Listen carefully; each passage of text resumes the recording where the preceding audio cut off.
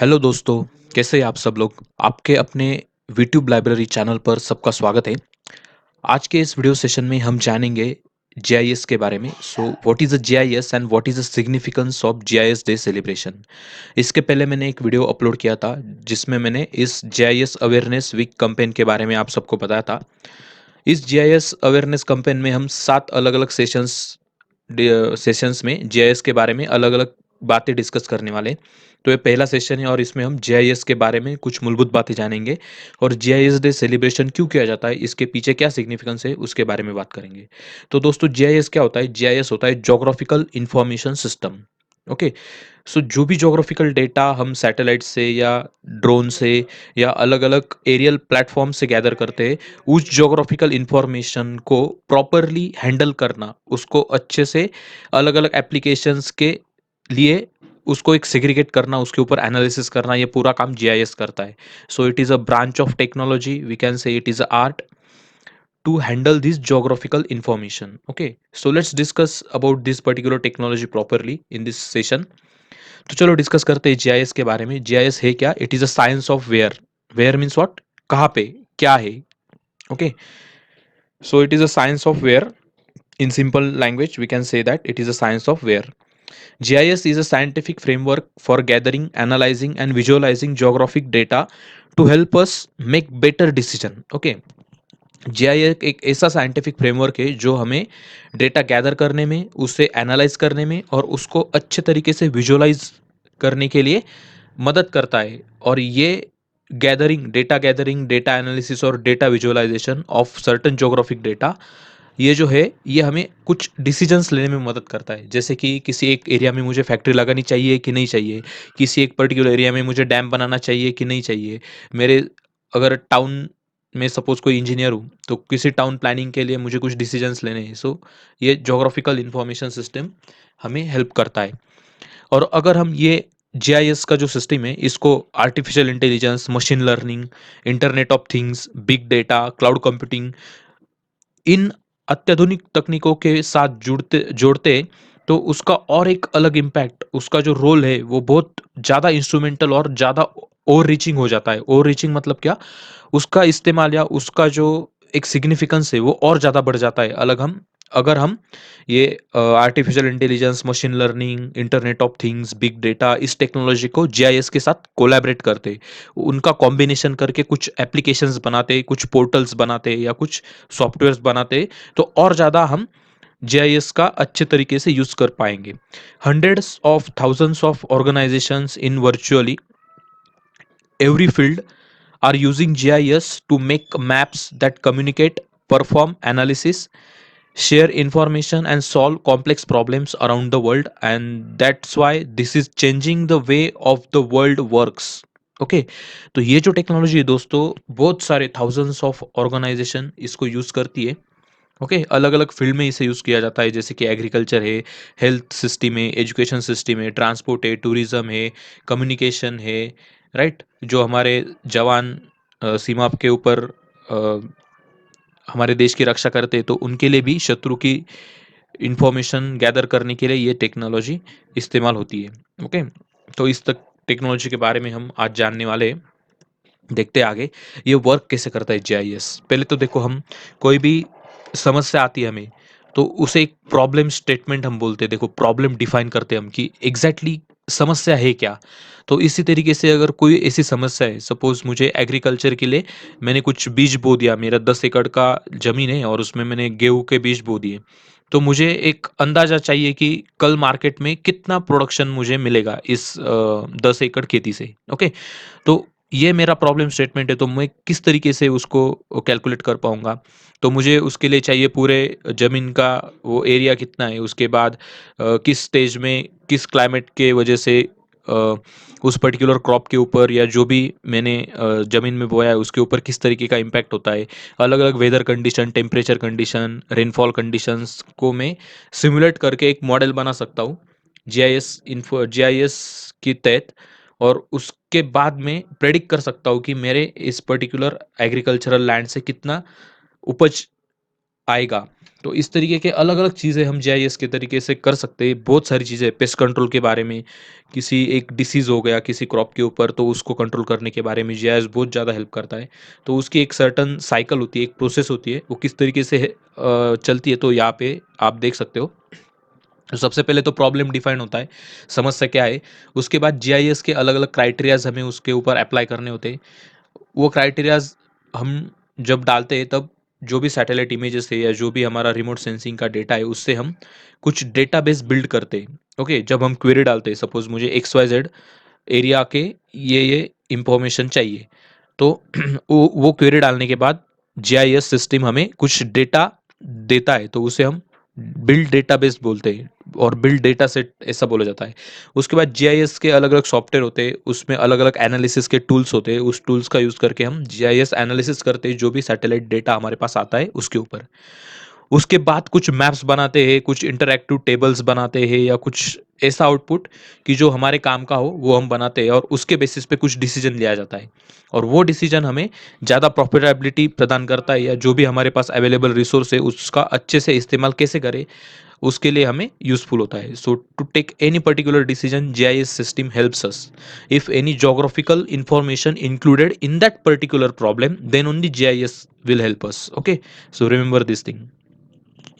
तो यहाँ पे आप देख सकते हो अलग-अलग स्टेजेस जीआईएस के। सबसे पहले जीआईएस सॉफ्टवेयर में से हमें अलग-अलग मैप्स मिलते हैं, अलग-अलग लेयर फॉर्मेट में हमें इन्फॉर्मेशन मिलती है। सपोज़ मैंने किसी गाँव का एक सैटेलाइट इमेज लिया, तो उस इमेज से मैं अलग-अलग लेयर एक्सट्रैक्ट कर सकता हूँ। जैसे कि उस गाँव में सेटलमेंट कितना है, कहाँ-कहाँ लोग रहते हैं, तो उनके जो भी ह्यूमन सेटलमेंट है, उसका एक लेयर मैंने अलग कर दिया। फिर गाँव में कितना रोड नेटवर्क है, मेन हाईवे कौन-सा जाता है, उसको कनेक्ट करने वाली छोटी सड़कें कितनी हैं, तो इसका एक लेयर मैं अलग करूँगा। उसके बाद गाँव में कितने तालाब है, कितने कुएँ हैं, तो उसका एक लेयर मैं अलग करूँगा। उसके बाद गाँव में गेहूँ की खेती कितने एरिया पे की जाती है, उसका एक लेयर। गाँव में गन्ने की खेती कितने एरिया पे की जाती है, उसका एक लेयर। तो इस तरीके से हम अलग-अलग लेयर निकाल सकते हैं उस सैटेलाइट इमेज से।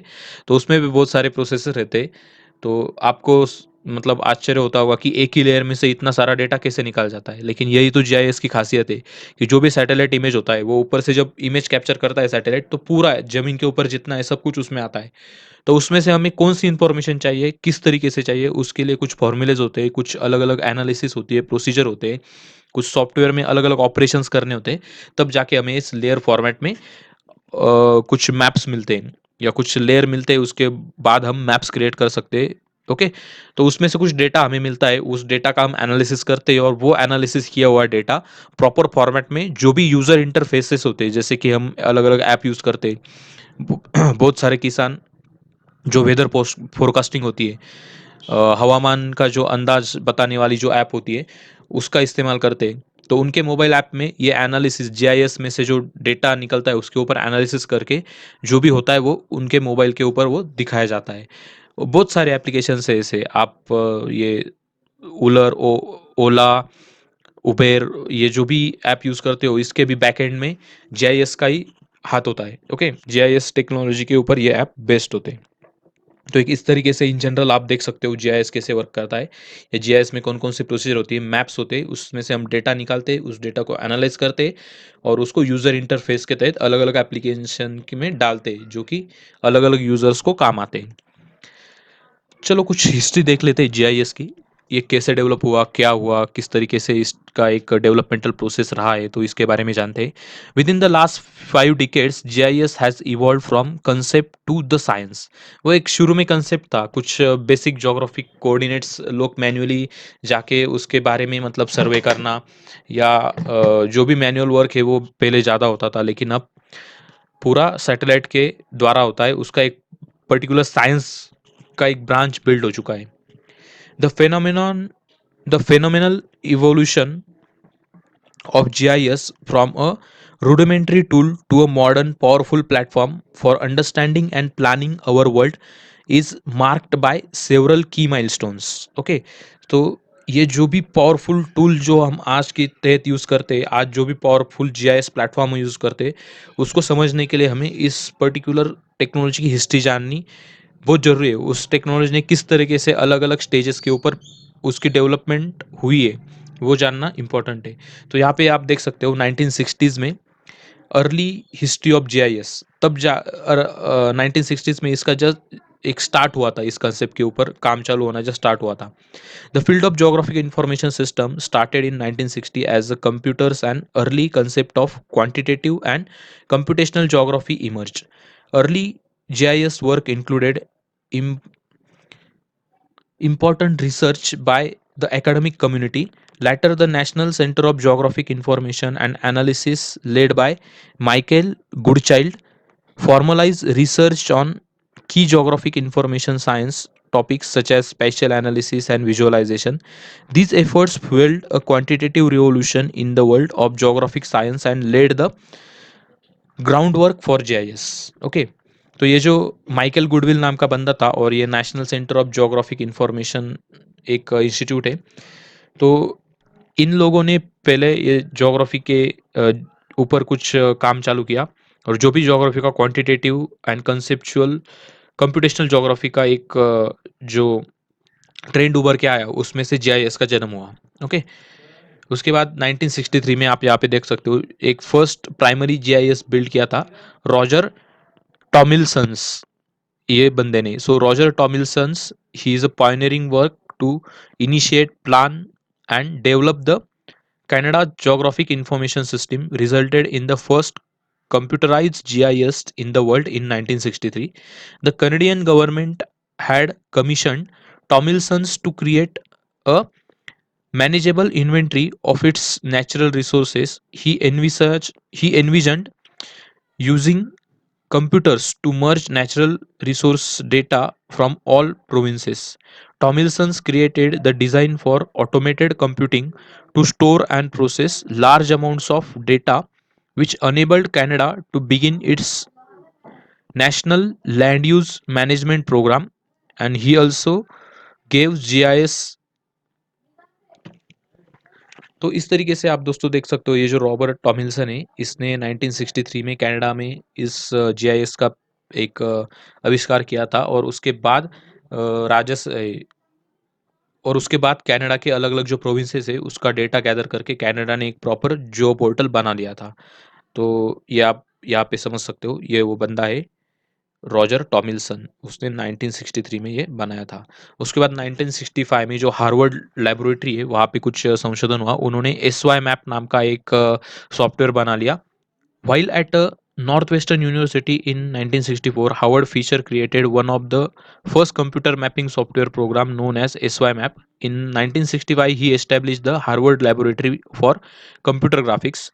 While some of the first computer map making softwares was created and refined at the lab, it also became a research center for spatial analysis and visualization. Many of the early concepts of GIS and its application were conceived at the lab by talented collection of geographers, planners, computer scientists and other from many fields. Okay, तो देखो ये जो Harvard laboratory थी उसमें एक S Y map नाम का एक सॉफ्टवेयर बनाया गया 1965 में। तो इसके लिए अलग अलग जो जोग्राफर थे, प्लानर्स थे, कंप्यूटर साइंटिस्ट और अलग अलग फील्ड के एक्सपर्ट लोग इकट्ठा आए और उन्होंने ये बनाया था।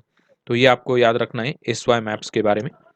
उसके बाद है 1969, इजरी का जन्म हुआ। इजरी is one of the leading organization, or you can say the company, to develop this GIS software. So in 1969, Jack Dangermond, member of the Harvard lab, and his wife Lore founded Environmental System Research Institute, that is ISRI। ISRI का ये full form आप यहाँ पे देख सकते हो, Environmental System Research Institute। The consulting firm applied computer mapping and spatial analysis to help land use planners and land resource managers make informed decisions. The company's early work demonstrated the value of GIS for problem solving. Esri went on to develop many of the GIS mapping and spatial analysis methods now in use. These results generated a wider interest in company's software tools and workflow that are now standard to GIS. Okay. तो ये जो company है इसने अलग अलग GIS के software बनाए, और आज इस कंपनी के जो भी टॉप एंड सॉफ्टवेयर है वो बहुत बढ़िया है। धीरे धीरे उन्होंने उसमें कुछ बदलाव किए और एक अच्छा सा एक सॉफ्टवेयर का एक स्टैंडर्ड बिल्ड किया उन्होंने। वर्क फ्लो जो होता है ये जीआईएस टेक्नोलॉजी का, उसमें अलग अलग स्टैंडर्ड डेवलप करने का काम इस कंपनी ने किया है। 1981 में जीआईएस गोज कमर्शियल, मतलब जो भी सॉफ्टवेयर थे वो अलग अलग कंपनीज यूज करने लगी। So as computing become more powerful, Esri involve its software tools working on project that solve real world problems, led the company to innovate and develop robust GIS tools and approaches that could be broadly used. Okay, तो जो भी अलग अलग software से उसके मतलब जो भी अलग अलग एप्लीकेशन से उस एप्लीकेशन के बेस्ट सॉफ्टवेयर इजरी ने बनाने चालू किए 1981 से, और ये कमर्शियलाइज हो गई technology. Esri's work gain recognition from academic community as a new way of doing spatial analysis and planning. In need of analyzing an increasing number of projects more effectively, ISRI developed ARC or Info, the first commercial GIS product. The technology was released in 1981 and began the evolution of ISRI into software company. Okay, तो ये पहले software company थी नहीं, बाद में ये software company as a emerge होके आई। ओके, तो उसके बारे में यहाँ पे दिया है जीआईएस कैसा कमर्शियलाइज हुआ, और आज के दिन जीआईएस की क्या स्थिति है आप यहाँ पे देख सकते हो। GIS gives people the ability to create their own digital map layers to help to solve the real world problem. तो आज अलग अलग ऐसे प्रोफेशनल है, ऐसे कंसल्टेंट है जो कि जीआईएस सॉफ्टवेयर्स का यूज करके जो भी रियल वर्ल्ड प्रॉब्लम है, रियल लाइफ के जो प्रॉब्लम है उसको सॉल्व करने के लिए काम करते हैं। GIS has also evolved into means for data sharing and collaboration, inspiring a vision that is now rapidly coming a reality. A continuous overlapping and interoperable GIS database of world about virtually all subjects. Okay, तो ये एक GIS का vision था कि पूरे world का एक continuous overlapping और इंटरऑपरेबल जीआईएस डेटा सेट बनाना, और उसके लिए अलग अलग ऑर्गेनाइजेशन काम कर रहे हैं। और ये जो डेटा है जीआईएस के तहत ये अलग अलग देशों के बीच में शेयर होता है कोलैबोरेशन करके, उसके ऊपर कुछ और एनालिसिस करके वो काम में लाया जाता है। Okay, today hundreds of thousands of organizations are sharing their work and creating billions of maps every day to tell stories and reveal patterns, trends and relationship about everything. तो आज बहुत सारे ऑर्गेनाइजेशन है, बहुत सारे प्रोफेशनल्स है, companies है, industries है अलग अलग जो कि जीआईएस मैप बनाती है, जीआईएस डेटा शेयर करती है, और अलग अलग केस स्टडीज, अलग अलग स्टोरीज, उसमें से जो भी पैटर्न्स रिवील होते हैं। पैटर्न्स मतलब क्या, सपोज कोई काम करने का कोई तरीका है, कोई एक पैटर्न सेट होता है, तो ऐसे अलग अलग पैटर्न्स अलग अलग कंपनी अलग अलग ऑर्गेनाइजेशन सेट करती है, अलग अलग ट्रेंड सेट करते, अलग अलग एंटिटीज के बीच में जो भी रिलेशनशिप है वो जीआईएस एनालिसिस के तहत किस तरीके से हम डेवलप कर पाते हैं या उसका एनालिसिस कर पाते हैं, इसके बारे में भी वो बताते हैं। तो ये आज का जीआईएस का एक स्टेज है, इस लेवल तक ये पहुंच चुका है। तो ये जीआईएस डे का सेलिब्रेशन हमें क्यों करना है वो देखते हैं चलो। To help others to learn about geography and the real world applications of GIS that are making difference in our society। ये सबसे बड़ा उद्देश्य है इस जीआईएस डे को सेलिब्रेट करने का, कि इतनी बढ़िया टेक्नोलॉजी है, इतनी मतलब एक फ्यूचरिस्टिक टेक्नोलॉजी है जो कि हमें शाश्वत विकास की तरफ ले जाने में सक्षम है। तो ऐसी टेक्नोलॉजी को पूरे सोसाइटी में सारे लोगों तक इसका कम से कम एक बेसिक अंडरस्टैंडिंग सबको हो, इस तरीके से उसका नॉलेज स्प्रेड करना, ये एक उसका काम है इस जीआईएस डे सेलिब्रेशन का और ये जीआईएस अवेयरनेस कैंपेन का। उसके बाद GIS Day is an annual event celebrating the technology of geographical information system that was initiated by Spatial Analytics world leader ISRI, and the first GIS Day took place in 1999। 1999 में पहला GIS Day ISRI के द्वारा celebrate किया गया, और उसके बाद हर साल ये डे सेलिब्रेट होता है। ISRI's president and co founder Jack Dangermond credits Ralph Nader with being the person who inspired the creation of this GIS day। तो ये थोड़ी फैक्चुअल डेटा है, आपको ज़्यादा याद रखने की जरूरत नहीं है। So he considered the event a good initiative for people to learn about geography and many uses of GIS।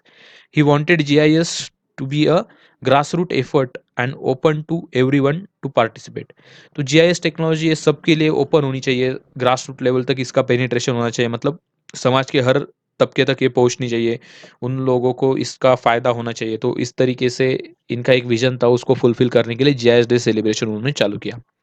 Today the event provides an international forum for users of GIS technology to demonstrate real world applications that are making a difference in the society. आज ये जो technology है, GIS technology, ये बहुत ज़्यादा international forum पे इस तरीके से डेमोन्स्ट्रेट कर रही है, इस तरीके के एप्लीकेशन वो सामने ला रही है जो कि सोसाइटी के अलग अलग हिस्से को, अलग अलग तबके को, अलग अलग सिचुएशन में बहुत ज़्यादा काम में आती है। तो इस तरीके से हमने जीआईएस डे के बारे में देखा। उसके बाद जीआईएस कौन-कौन से ऑब्जेक्टिव फुलफिल करता है, ये यहाँ पे आप देखो। Maximise the efficiency of planning and decision making. कोई भी डिसीजन लेना है, कोई भी बड़ा प्रोजेक्ट है, कोई भी बड़ी एक समस्या है, या कोई भी एक प्रॉपर हमें डिसीजन लेना है, कुछ लॉन्ग टर्म डिसीजन लेना है, कुछ प्लानिंग के रिलेटेड, तो उसके लिए हम जीआईएस का डेटा यूज़ करते हैं। It provides efficient means of data distribution and handling. बहुत सारा जब डेटा हमारे पास होता है, 130 करोड़ लोगों का सपोज़ डेटा हमारे पास है, वो लोग कहाँ रहते हैं, कहाँ पे वो व्यवसाय करते, कौन से सिटी में रहते। तो इस तरीके का जो ज्योग्राफिकल डेटा होता है, तो उसको एक अच्छे से डिस्ट्रीब्यूट करने के लिए और अच्छे से उसको हैंडल करने के लिए सिस्टम चाहिए होता है, वो जीआईएस हमें प्रोवाइड करता है। Elimination of redundant data. जो भी अननेसेसरी डेटा होता है उसको एलिमिनेट करने का काम जीआईएस सॉफ्टवेयर बहुत बेहतरीन तरीके से करता है। उसमें आपको सिर्फ क्वेरी डालनी होती है, इस नंबर से बड़ा वाला डेटा हमें चाहिए, इससे छोटा वाला चाहिए, या बहुत सारे mathematical operation, logical operation, fuzzy logic का इस्तेमाल करके हम ये रिडंडेंट डेटा को एलिमिनेट करके जो नेसेसरी है उसको ले सकते हैं। हमारे काम का जो है उसको हम हमारे डेटाबेस में रख सकते हैं।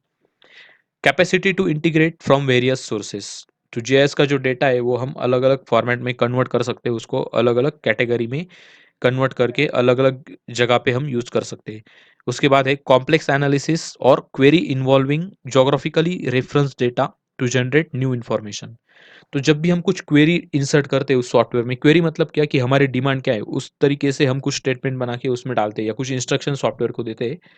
उस क्वेरी के रिस्पॉन्स में एक प्रॉपरली ज्योग्राफिकली रेफरेंस डेटा वो सॉफ्टवेयर हमें प्रदान करता है, जिसका हम इस्तेमाल अलग अलग एप्लीकेशन में अलग अलग इनोवेटिव तरीके से कर सकते हैं।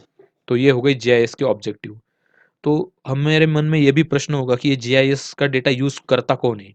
और ये जीआईएस डे इतना सेलिब्रेट करते हैं पूरे वर्ल्ड में, तो इसका एग्ज़ैक्ट सिग्निफिकेंस क्यों है इतना?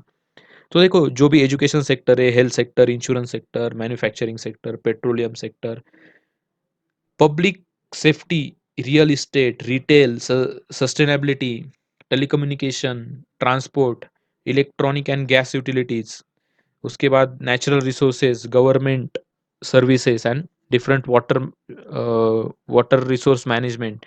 तो इस सारे कामों में जीआईएस का बहुत बढ़ चढ़ के रोल होता है। तो ये सारी ऑर्गेनाइजेशन इस अलग अलग फील्ड में काम करने वाली जीआईएस का यूज़ करती है, और उसके वजह से जीआईएस डे का सेलिब्रेशन का इम्पोर्टेंस और भी ज़्यादा बढ़ जाता है। So it is a technology working towards a better future guides. ये ऐसी टेक्नोलॉजी है जो कि एक अच्छे सुनहरे भविष्य के लिए काम करती है, क्योंकि उसका इस्तेमाल करके हम जो भी एनवायरनमेंट के ऊपर जो खराब इम्पैक्ट होता है ह्यूमन एक्टिविटीज़ की वजह से, उसको कम कर सकते हैं। जो भी अवेलेबल रिसोर्स है उसको अच्छे तरीके से यूज़ करके उसका फ़ायदा समाज के हर तबके को हम पहुँचा सकते हैं। बहुत कम कॉस्ट में अलग-अलग चीज़ें हम कर सकते हैं। तो बहुत सारे उसके फ़ायदे हैं। So GIS is about uncovering meaning and insights from within the data. It is rapidly evolving and providing a whole new framework and process for understanding. So it is said by Jack Dangermond. So he is the CEO of Esri. Okay. तो ये जो GIS system है, ये क्या करता है कि data data मतलब क्या, कुछ नंबर्स होते हैं या कुछ टेक्स्ट फॉर्म में कुछ होता है। डेटा का कुछ वैल्यू नहीं होता है, लेकिन जब उसको इन्फॉर्मेशन में आप कन्वर्ट करते हो तो उसका वैल्यू बहुत ज़्यादा बढ़ जाता है। मैंने आपके सामने बहुत सारे कुछ गणितीय अंक रख दिए, बहुत सारे ऐसे टेबल फॉर्मेट में, लेकिन टेबल के ऊपर कुछ नाम ही नहीं है, उसका रो को कुछ नाम नहीं, कॉलम के लिए मैंने कुछ नाम दिया नहीं उस पर्टिकुलर फील्ड को। तो उस टेबल का आपको कोई इस्तेमाल है क्या? मतलब उसका, उसमें जितने भी नंबर्स है उसका आप कुछ इस्तेमाल ही नहीं कर सकते। अगर मैंने ऊपर नाम दिया कि length of the road, okay, the city headquarter, the taluka headquarter, district headquarter, the national boundary, state boundary, इस तरीके से कुछ हेडलाइन दिए, और उसके बाद मैंने कुछ नंबर्स एंटर किए, तब जाके उस पर्टिकुलर नंबर्स को कुछ रिलेवेंस होता है, उसके पहले उसको कुछ रिलेवेंस ही होता नहीं। वो सिर्फ़ कुछ रैंडम नंबर्स होते हैं हमारे लिए। तो ये काम जीआईएस करता है कि जो भी इमेजेस होती है सैटेलाइट की, उसमें से आप अगर देखोगे तो कुछ ज़्यादा समझ में नहीं आएगा। लेकिन जब उसमें से जो डेटा एक्सट्रैक्ट करके उसके ऊपर एनालिसिस करते, तब जाके उसमें से बहुत ज़्यादा इन्फॉर्मेशन हम अवेल कर पाते हैं, जो कि अलग-अलग एप्लीकेशंस के लिए हम इस्तेमाल करते हैं। तो it is a rapidly evolving and providing a whole new framework and process for different data understanding that we can say. And the same thing said by this Jack Dangermond, the CEO of Esri. So guys इस तरीके से हमने GIS के बारे में देखा, GIS क्या होता है, किस तरीके का उसका इस्तेमाल होता है, उसकी हिस्ट्री क्या रही है, आज तक का उसका एक पूरा जर्नी कैसा रहा है, किस तरीके से वो फील्ड, ये जो टेक्नोलॉजी है हमें अलग अलग कामों में हमारी हेल्प करती है, और इसके सॉफ्टवेयर के बारे में भी हमने थोड़ा बहुत जाना, जीआईएस डे क्यों सेलिब्रेट करते हैं, उसका सिग्निफिकेंस क्या है, ये भी हमने जाना। तो दोस्तों, इसी तरीके से हम जीआईएस के बारे में बहुत सारी चीज़ें डिस्कस करेंगे आने वाले सेशंस में भी। तो ये जो सेशन होता है, ये हमारे जो और एक यूट्यूब चैनल है special intelligence and research foundation, इस चैनल के ऊपर पूरा अंग्रेजी में आपको मिलेगा। अगर आप कोई अंग्रेजी मीडियम से पढ़ते हो, या if you understand this particular topic from English language in more proper manner, then you can visit spatial intelligence and research foundation YouTube channel. Okay, तो उस चैनल पे आपको वो पूरा डेटा इंग्लिश में मिलेगा, इस चैनल पे हिंदी में मैं आपको एक्सप्लेन करूंगा। आप लोग आपके आइडियाज़, आपके एक्सपीरियंस, आपके स्किल्स और आपका जो नॉलेज है इस पर्टिकुलर लाइफ चेंजिंग टेक्नोलॉजी के बारे में, वो भी कमेंट सेक्शन में मेंशन कर सकते हैं। आपका कोई फीडबैक हो या कोई सजेशंस हो, they all are always welcome on this channel also. You can contact me on this particular email address, thinkspecially.workglobally@gmail.com. Okay guys, so this is a initiative to spread the awareness about this GIS technology by Special Intelligence and Research Foundation Nasik, and I am your host Mr. Pushkar Prashant Laske. So guys, इसी तरीके के और सारे sessions और सारे interesting videos के लिए हमारे साथ बने रहिए। ये जो हमारा चैनल है special intelligence and research foundation, इसको भी अवश्य आप एक बार विजिट करें। और मिलते हैं हम अगले वीडियो में, तब तक अपना ध्यान रखिए। धन्यवाद।